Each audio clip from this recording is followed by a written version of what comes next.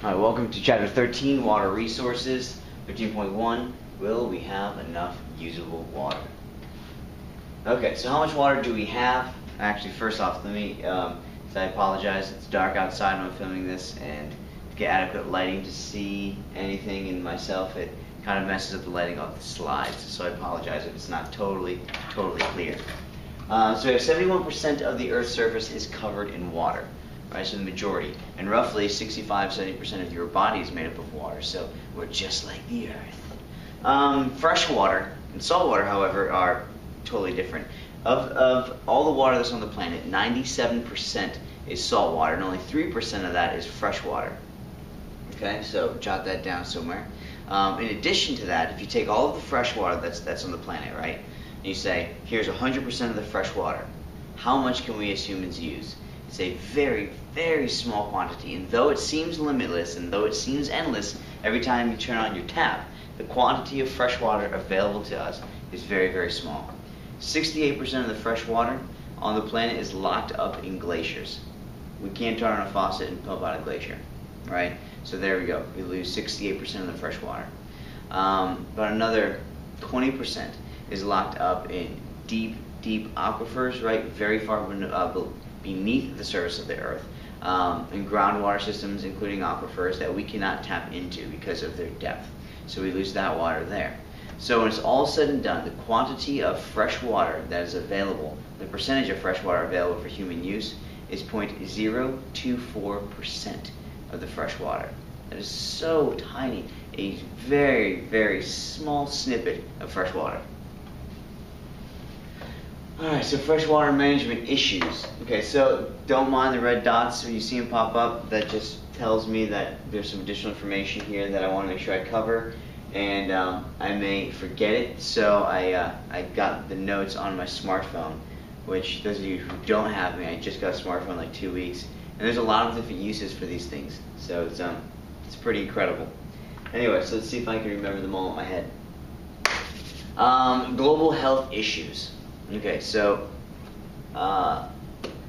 the largest contributor to disease and the spread of disease in the world is lack of, dirty water. Okay, diarrhea, dysentery, typhoid fever, hepatitis, all of which can be spread through contaminated water sources, usually occurring in third world countries where people lack adequate sanitation systems. Right, so they have one area, one communal hole, if you will, where they're all putting their waste. It goes into it drips into the groundwater system, and then the people end up drinking that bacteria, the viruses, and spreading these diseases through the village continually. All right, 1.1 million people die each year from those diseases: cholera, dysentery, and of course 90% of them are under the age of 5, meaning that they're young children, because the lack of the immunity that has not had a chance to build up in them. Economic reasons: we use water to create hydroelectricity. We use water to grow all the crops that we eat here in the States and that we export to other countries. So very important.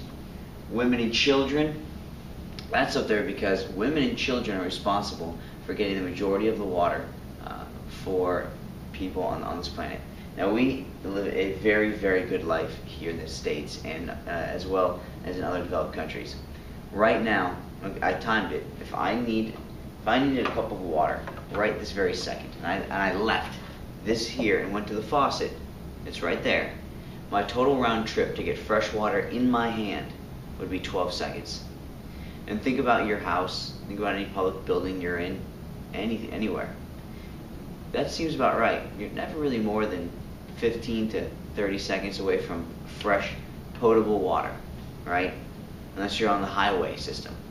Well, the international average for getting your fresh water round trip is 4 hours.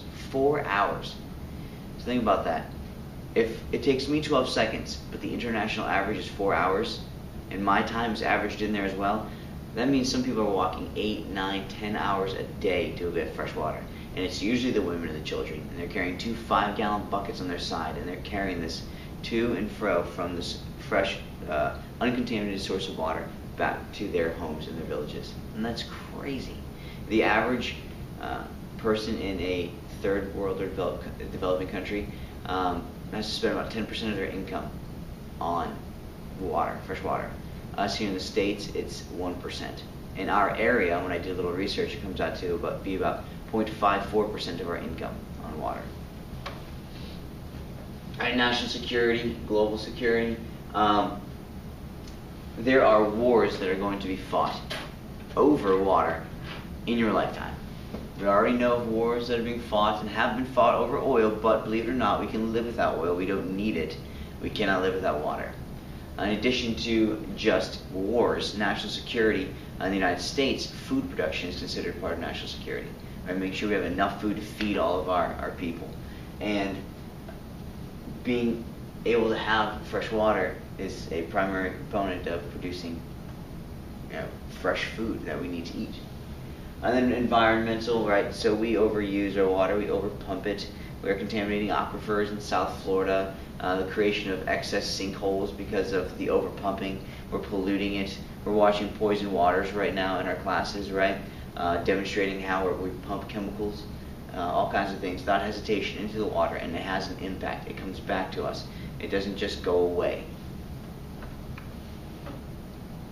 All right, so the hydrologic cycle, obviously reliant on the sun causing evaporation, where the water molecules evaporate into the sky, and what happens is it leaves behind salts, chemicals, toxins, right? Goes into the atmosphere where it spreads and is distributed around the world.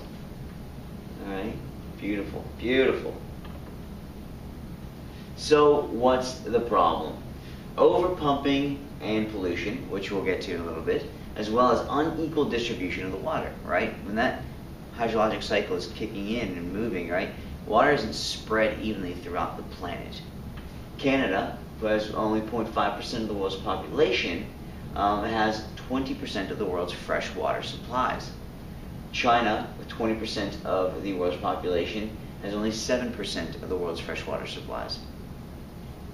This right here, if you can't read it, it says, this is a guy who looks like he's stranded on this boat, and he's coming upon oil slicks, bottles, and other trash. And he says, "Dear diary, today my spirits are uplifted. I finally see some signs of civilization." Get it? Oh, it's so funny. Okay, so where do we get our fresh water? Groundwater, precipitation that infiltrates underground spaces in soil and rock until stopped by impenetrable layers. An aquifer is a type of groundwater system, right? So for us in the state of Florida, this porous layer of sand, gravel, or bedrock, our bedrock is limestone. It's like a sponge through which groundwater can flow. So we have aquifers under the entire state of Florida. Our aquifers go into Alabama, South Carolina, Georgia. That one that I'm talking about specifically is the Floridan aquifer, very, very large.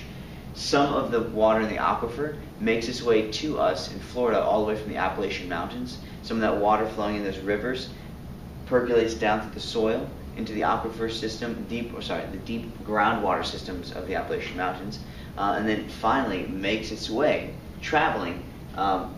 Water traveling through these systems moves very, very slowly. At its highest rate of speed, probably 3 feet per year, and other areas much, much slower.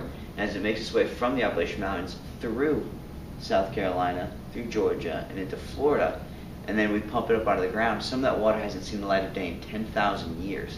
So that was during the last ice age, which is pretty incredible. And of course, surface water. It's fresh water that drains into lakes, rivers. This is the water that you see. It's standing water. When you wake up in the morning, if you live on a lake and you go, oh, there's water. That's surface water, okay? See, groundwater and surface water are interconnected. Okay, so based on topography, right, the elevation, there's a certain water table, right, where we have enough water underneath our ground where it's always at a certain level. And then based on topography, right, and whether or not we have a hill that cuts down into that dirt or rises above it, we may have standing water because the surface of the ground goes below the water table, or another way to think of it is the water table comes above the surface of the ground. And that's where the water table comes above the surface of the ground, that's where you would find a lake or a spring or a river. Surface runoff, water that does not infiltrate the ground or evaporate flows over the land. All right, that makes sense. Recharge zones and discharge zones. Okay, so recharge zones are hugely important. We're losing them at an ever-increasing rate because of development. And what a recharge zone is, it's an area of natural habitat with trees, sand, right, grass, where water from rain can land on the ground and percolate down through the soil, where it is getting cleaned, and it will eventually make its way back to the groundwater systems and into the aquifers to then be reused again by us by turning on our faucets. Discharge zones are wherever we see standing water. Wherever the water table is above the ground, that's called or considered a discharge zone because it's coming out of the ground. So any lake, stream, pond, river, spring, those are all discharge zones. Reliable surface runoff. This is basically, once you take out what we lose in floods and other events, how much surface water can we reasonably expect to be consistent every single year that we can then use for human use? All right, that's what it's saying. It says 70% of yearly reliable runoff will be consumed for human purposes by 2025. So, I don't know if you know this or not, but the human population is not going to stop growing in 2025, but we're going to have consumed or be consuming 70% of the consistent rainfall and surface water that we have available to us by that time period. So we need to figure out a way to stop using so much water. So take less showers, right? You know, if it's yellow, let it mellow. If it's brown, flush it down. How are there ways we can use less water? Alright, so where does it all go? How is reliable runoff used? 70%, the top one, is used in irrigation. So these are nationwide stats. 20% is used for industrial purposes. A lot of industries require water in the products that they're making. Or think of a power plant that requires water to cool down the facility. Right? So they suck in cool water, it absorbs the heat, and then they exhaust it out back into the river, stream, ocean. So industry uses a lot of water. And then cities and residences, right, use 10%. This is an overhead irrigation sprayer, right? And you may have seen, if you go down, what is that, Mitchell Hammock in, I think it's Duda Farms, where they grow the sod. You can see that big sprayer that they have, and it shoots water out, and it spins around, and they have that arm that hits it and turns it into a mist.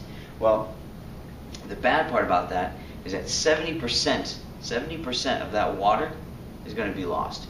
Right? So you create this mist, and this water mist drifts away with any air current. It doesn't even land on the target species. Plus, it's usually being run and operated during the day, so when it lands on the plants, it's landing on the leaves and on the stems, exposed to the sun, and it just evaporates back into the atmosphere. So we lose 70%. So only 30% is actually making it to our target plants with this type of irrigation system. That's a lot of water. So all the following are from Fred Pierce in his book, When the River Runs Dry, and it's just some quick stats on how much water does it take to produce something. Because we never think of a small car, we don't think of the manufacture of a car requiring water, but remember, going back, in industry uses 20% of the water, and it's used in the manufacturing of lots and lots of the components that go into a car. So one small car, 120,000 gallons of water, and the average t-shirt, 1,250 gallons of water. That includes from the growing of the cotton that goes into the material, all the way to the processing of it, etc. A cup of coffee, this is what, a cup of coffee, 37 gallons. They're talking about 8 fluid ounces of coffee. It requires 37 gallons in total production. That's heartbreaking to me, because I drink a lot of coffee. So, let's see here. Corn. An ear of corn requires 61 gallons of water. Let's see. An apple requires 16 gallons. Let's see. Wheat bread. A loaf of wheat bread requires 16 gallons. A gallon of milk requires 65 gallons of water. One serving of Coca-Cola or any carbonated beverage, requires 10 gallons.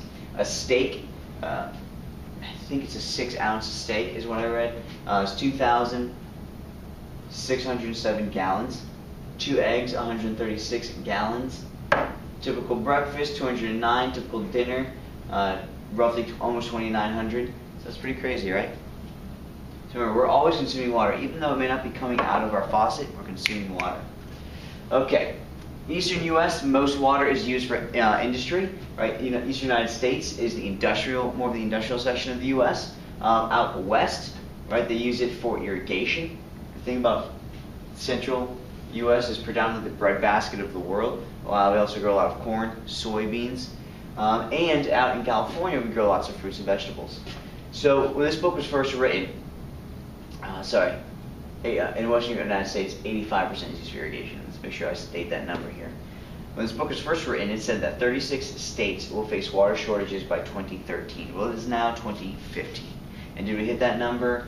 Yes. In 2013, as a matter of fact, 40 states suffered from water shortages. And in 2014, there were 7 western states that were in super duper severe droughts. So I just want to read a couple stats here that I got on one of these slides. Let's see, just give me 1 second here. Okay. Look at me being technologically savvy. So Kansas in 2014, 80% of the state was declared to be in severe drought. 80% of the state. Nevada, 87 was in a severe drought. And they said that the tabulated damages from the severe drought were as much as what was seen from Hurricane Katrina or Superstorm Sandy. California, 100% of the state was in a severe drought. Is in a severe drought. And the governor declared it a state of emergency. Whoa. Whoa. That's pretty crazy. So farmers are usually going to lose out to cities for water, right? Because a lot more people live in water, so they end up having a lot more power than the farmers out there, which is terrible for the farmers and eventually for us because they've got to feed 82 million additional people every year. Huh? How are we going to do that? Countries will import grain to free up water for city use. So that's true. A lot of countries are doing that. Instead of growing their own grain, they import it. But here's the thing. If there's the demand for it and people are buying it, then somebody else is going to grow it, which means somebody else is going to be using fresh water. So it's not like they just solve the universal water problem. They just solve their small, little area's local water problem. So biofuels, the production of corn to make ethanol, consumes tons of water. Corn is a very water-thirsty crop, and it requires a lot of water to manufacture it. So who owns our water? Right now, the majority of the water is owned by by the government, right? So it's not owned by a private organization, but they want to privatize it, or at least they talk about it because they say that private companies are more efficient, have better control over the finances, so they'll do a better job with our water supplies. Cons of private ownership. Think about it this way, if we're trying to save water, but you sell water for a living, you don't want people to use less of it, you want people to use more of it. So you're going to incentivize the use of your water, your product, so you can make more money. So it's kind of conflict of interest. Also, we are in the United States, as well as among other people around the world, selling off our water rights. There are these French companies right here, yes, the French, those dirty French, I am French by the way, they want to control 70% of our water supply. They get it. They see the writing on the wall. Water is getting scarce. Clean water is getting scarce. And once they own all the water, they can charge whatever they want for it. So yes, right now they own 15% of our water. Imagine if they got their hands on the Floridan aquifer. And also this company in France was telling you how much you had to pay for your water. That would be crazy. That seems as anti-American as you could possibly get. And that is the end of that presentation.